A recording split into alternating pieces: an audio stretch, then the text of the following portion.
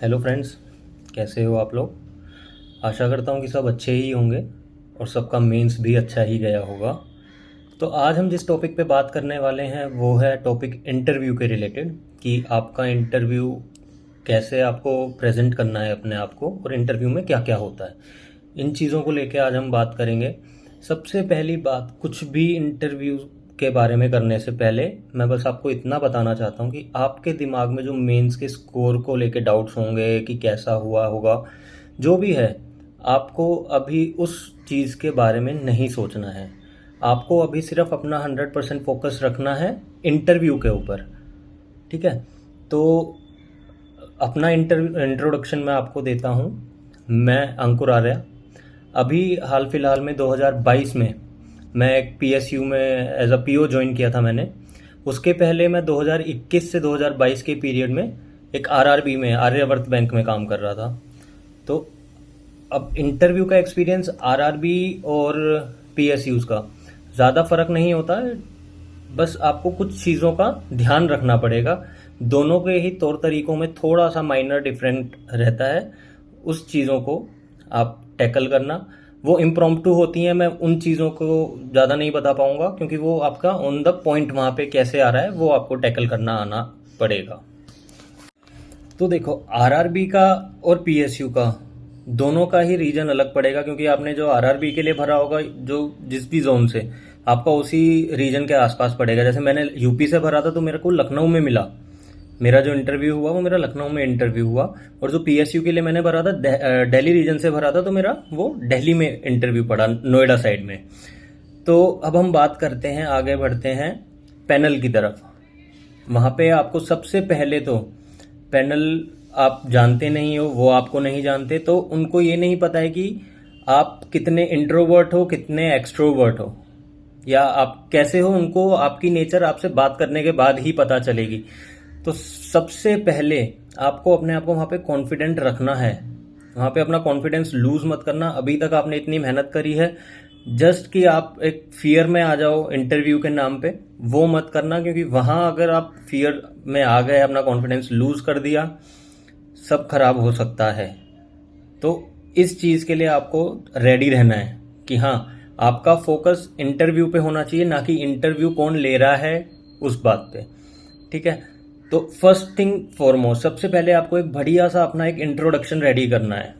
Introduction ready करते हुए आपको ये ध्यान रखना है कि आपको उस इंट्रोडक्शन में क्या क्या पॉइंट्स लिखने हैं अपने बारे में, जिनको अगर क्रॉस क्वेश्चन किया जाए तो आप उनको अच्छे से जवाब दे पाओ। ऐसा नहीं कि आपने कुछ भी लिख दिया है उसमें, क्योंकि अगर कुछ भी लिख दिया, वो वहाँ पे जो लोग बैठे हैं वो आपसे बहुत ज़्यादा एक्सपीरियंस्ड हैं। उनको 1 मिनट लगेगा सिर्फ आपका इंट्रोडक्शन सुनते ही ये पूछने में कि इसका क्या जवाब है। काउंटर क्वेश्चन के लिए बहुत रेडी रहना आपको, क्योंकि वो आपसे एक क्वेश्चन लिख के नहीं लाते हैं कि ये पूछेंगे ही पूछेंगे। वो आपकी बातों से ही क्वेश्चन निकालेंगे। ठीक है। तो जैसे ही आप रूम में एंटर करते हैं, रूम में एंटर करने के लिए सबसे पहले आपको ये ध्यान रखना है कि आप नॉक करके परमिशन लेके अंदर जाएंगे। ऐसा नहीं है कि आप उठे हैं बस ऐसे ही गेट खोला और चले गए। सबसे पहला नेगेटिव यहाँ पे बहुत लोगों का हो जाता है, नंबर वहाँ पे एक आपका कट जाएगा अगर उनको पसंद नहीं आया तो। उसके बाद अंदर जाने के बाद आपको डिपेंड करेगा कि वहाँ पे टेबल सिटिंग कैसी लगी हुई है। कई बार ऐसा होता है कि यू शेप में बैठे होते हैं वो लोग, आप सेंटर में होंगे और आपके राइट में भी कुछ लोग होंगे और लेफ्ट में भी कुछ लोग होंगे। जब आप नॉक करके अंदर जाएंगे, वहाँ जाके आपको सामने एक चेयर मिलेगी। आपको चेयर पे लेफ्ट साइड से जाके बैठना है। ऐसा नहीं कि आप राइट साइड से जाके बैठ रहे हैं, लेफ्ट साइड से जाके बैठिएगा, आराम से बैठिएगा। और कई बार सिटिंग अरेंजमेंट बहुत डिफरेंट होते हैं पैनलिस्ट के। कई बार आपको यू शेप में मिलेंगे। U shape in the sense कि कुछ लोग आपके लेफ्ट में बैठे रहेंगे, कुछ लोग राइट में, और बाकी लोग आपके फ्रंट में रहेंगे। कई बार ऐसा होता है कि वो सर्कल बनाते हैं, 5 6 लोग, 7 लोग, जितने भी लोग होंगे, डिपेंड्स अपॉन दैट थिंग। अगर कम लोग हैं, अगर 5 ही लोग हैं, तो वो सामने की सामने 5 लोग बैठ जाएंगे। आपको जाते ही सबसे पहले ग्रीट करना है और कुर्सी पे जाके बैठ नहीं जाना है। ग्रीट करके आप उनकी परमिशन का वेट कीजिए। अगर उन्होंने नहीं बोला है कि सिट डाउन, तब तक आपको नहीं बैठना है, खड़े रहिए। कई बार ऐसा भी होगा कि आपका इंटरव्यू खड़े खड़े ही हो जाएगा। तो आपको ये बेसिक एटिकेट्स और मैनरिज्म्स वहाँ पे शो करने हैं। तो लेफ्ट साइड से कुर्सी के बैठिएगा जाके, कुर्सी के लेफ्ट साइड में आप खड़े हो गए। उन्होंने आपको परमिशन दी कि you may please sit down, बैठ जाइए। बैठने के बाद ऐसा नहीं है कि आप कई बार डर में भी होंगे तो आप अपने हाथ चला रहे होंगे या पैर चला रहे होंगे, आपके हाथ में आपकी फाइल होगी अगर वो अलाउ करते हैं तो। अगर नहीं है तो सिंपली अपने दोनों नीज के ऊपर अपने हाथ को रखिएगा, फ्लैट ऐसे करके सीधा रखिए और पैर मत हिलाइए।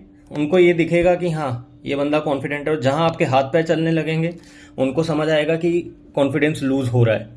ठीक है, तो ये एक बात होगी कि आपकी एंट्री कैसे होनी है और बैठना कैसे है। इसके बाद जो हम चलेंगे कि आपको अपने आप को प्रेजेंट भी करना है।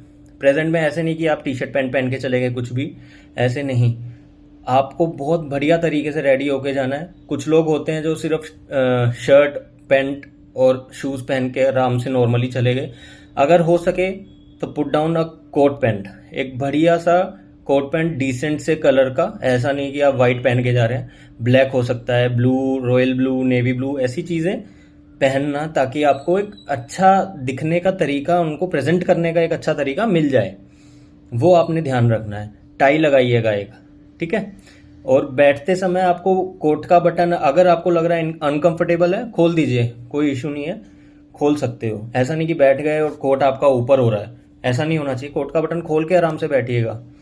फिर उसके बाद वो आपको बोलेंगे इंट्रोड्यूस योर सेल्फ, इनकेस उनका इंट्रोडक्शन का मन होगा लेने का तो।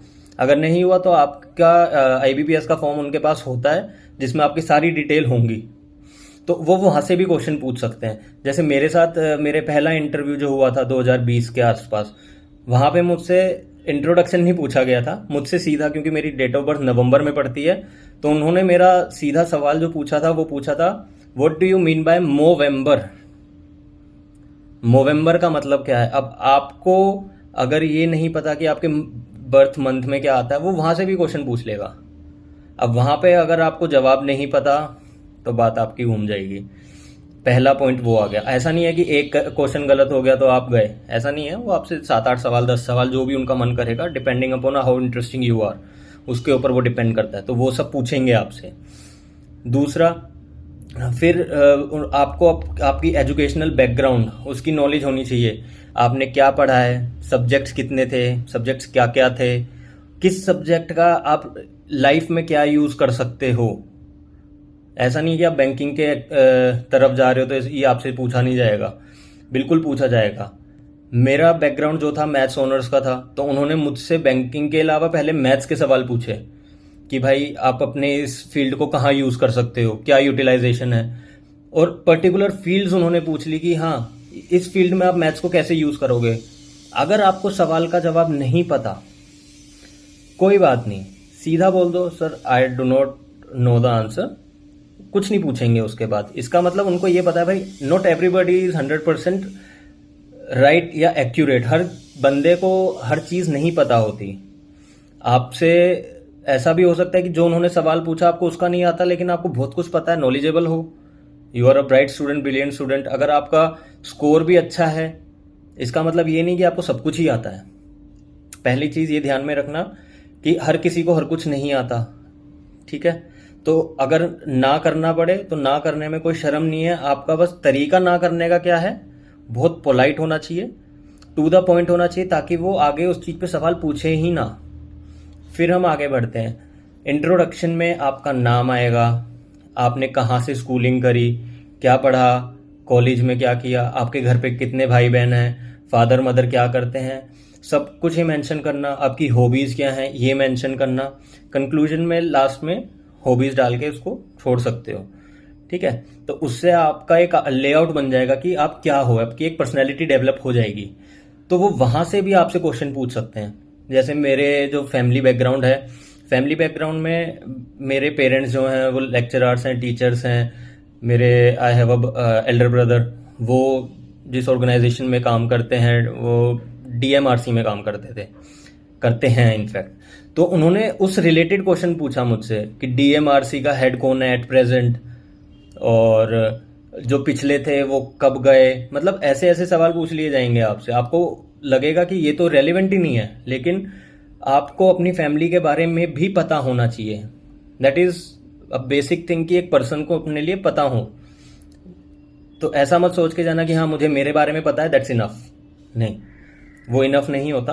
आपको आपकी फैमिली के बारे में भी पता होना चाहिए कि आपके अगर फादर किसी XYZ जॉब में है, ऑर्गेनाइजेशन में है, तो उस ऑर्गेनाइजेशन का फाउंडर कौन है या हेड कौन है, आपके फादर किस पोस्ट पे हैं, पे स्केल क्या है। ऐसे अगर मदर होम मेकर है तो आप उनको होम मेकर कह के भी बोल सकते हो, बट हाँ ये पता हो कि आपकी मदर की एजुकेशन क्वालिफिकेशन क्या है। अगर कुछ लोग होते हैं जैसे गांव देहात के, तो वहाँ पे ज़्यादा एजुकेटेड नहीं होते हैं कई लोग, तो वो बताने में भी शर्म नहीं है, वो लोग समझेंगे सब कुछ। ठीक है, वो आपको सेलेक्ट करने के लिए ही बैठे हैं, वो ऐसे नहीं बैठे कि हमें रिजेक्ट ही करना है, सेलेक्ट करने के लिए बैठे हैं। वहाँ पे प्रायर जो प्राइमरी जो टेस्ट है वो आपके कॉन्फिडेंस का है और वे ऑफ टॉकिंग का है, आपकी टोन कैसी है, आप कैसे बिहेव कर रहे हो वहाँ पे, उन चीज़ों के ऊपर है। ठीक है, तो ये आपका सब रेडी होना चाहिए। एक इन बिटवीन एक पॉइंट रह गया, वो मैं आपको बताता हूँ। जब आप वहाँ पे जाके ग्रीट कैसे, अब आपके पैनल यू शेप में है, मान लो 7-8 लोग बैठे हैं, तो आप गुड मॉर्निंग ऐसे नहीं करोगे गर्दन हिला के। आप एक फर्मली लेफ्ट टू राइट घूमोगे और गुड मॉर्निंग कर दोगे, खत्म। सर मैम, अगर सर हैं और मैम है दोनों, तो सर एंड मैम करके कि good morning sir and ma'am ऐसे करके छोड़ सकते हो। तो वो आई कांटेक्ट आपको बनाना है। ठीक है, अब हम आगे चलते हैं कि कुछ लोगों का गैप ईयर भी होता है। अगर आपका गैप ईयर नहीं है, मतलब आपने ग्रेजुएशन कर ली और उसी साल या उसके अगले साल ही आप अपीयर कर रहे हो इंटरव्यू में, वेल एंड गुड, आपसे गैप ईयर का कोई सवाल ही नहीं आएगा। आपसे ये सवाल आएगा कि why banking, why not that career. तो उसका आपके पास जवाब होना चाहिए, क्योंकि बहुत सारे बीटेक वाले आते हैं, MBA आते हैं, बहुत MBBS डॉक्टर्स भी आते हैं। तो उन लोगों को अपनी फील्ड का कि हाँ भाई आप वहाँ पे क्यों नहीं गए और यहाँ पे क्यों आए, उस चीज़ का एक परफेक्ट एक्यूरेट जवाब होना चाहिए, टू द पॉइंट होना चाहिए, ताकि उनको ये ना लगे कि हाँ ये जवाब बनाया हुआ है। हाँ, आप बना के ही जाओगे घर से, ये चीज़ें आपको प्रिपेयर करनी है, लेकिन उनके सामने रखते हुए नहीं होना चाहिए कि आपने वहीं पे बनाया है, ऐसा नहीं होना चाहिए। प्रैक्टिस करना, अपना एक इंट्रो बना के अपने ये कुछ बेसिक सवाल इन सबको प्रैक्टिस करके रखना। अगर आपका गैप ईयर है, मान लो कि जैसे मेरा था, मेरा 2017 में ग्रेजुएशन हो गई और जो मेरा इंटरव्यू था 2020-2021 के अराउंड हुआ था, तो मेरा गैप ईयर था। ठीक है, तो मुझसे ये सवाल पूछा गया कि इतने सालों तक आप क्या कर रहे थे, तो सिर्फ ये कहना कि मैं प्रिपरेशन कर रहा था बैंकिंग के लिए, तो जब तक नहीं लगती मैं आ जाता, ये सवाल का जवाब नहीं बनेगा। आपको उसको बताना है, जस्टिफाई करना है कि आप गैप ईयर में भी खाली नहीं थे, सिर्फ ये ही नहीं कर रहे थे, आप और भी चीज़ें कर रहे थे। लाइक मैं उस टाइम पे फैशन मॉडलिंग में था, तो मैंने उनको क्लियर कट बताया कि हाँ आई वॉज डूइंग दिस, और उन्होंने फिर मुझसे पूछा कि आपने वो फील्ड क्यों छोड़ी, तो उसका भी जवाब मेरे पास था कि वो फ्रूटफुल नहीं था, बहुत टाइम लगता, and I don't have time to invest in that ज़्यादा, अगर कभी मौका मिला। मतलब वो सब आपको पता होना चाहिए कि आपने गैप ईयर में क्या किया है।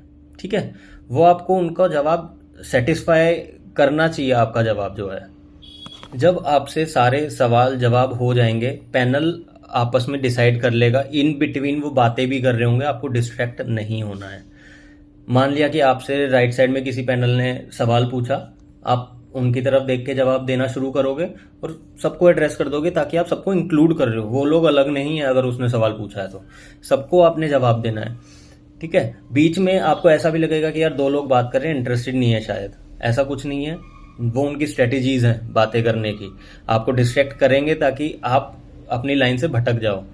कई बार कोई उठ के पानी पीने जाएगा, कोई आपको चीज़ें ऑफर करेगा कि ये लो बिस्कुट खा लो, टॉफ़ी खा लो, मतलब you have to politely deny, और आपको अपने कॉन्फिडेंस में ही रहना है, कितना भी डिस्ट्रैक्शन आ जाए वो वही चीज़ फोकस करेंगे, क्योंकि बैंकिंग में आपको सबसे ज़्यादा जो काम आएगा वो आपका फोकस और आपका कॉन्फिडेंस, और तीसरी है नॉलेज।